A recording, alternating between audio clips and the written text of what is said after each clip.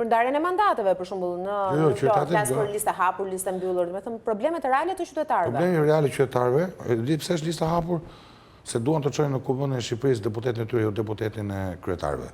Këtu fillon problemi. Këto i ofroni ju, këtë zgjedhin ata.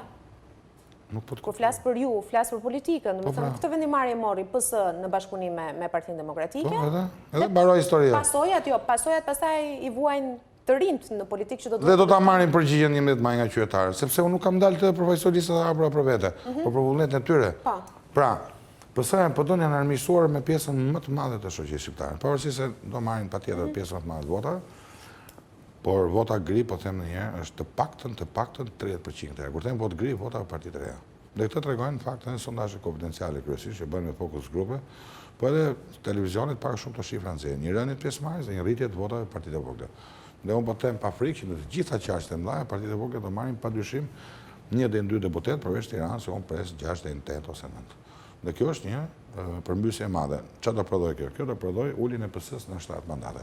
Sepse PD-ja nuk ka asnjë shans të japë. 70 apo më pak, apo 70? Më pak 70, më pak. Çelësika, një mandat më pak se 70 është objektivi i arritur këtë herë për ta nxjerrë Shqipërinë nga kriza e monopartitizmit.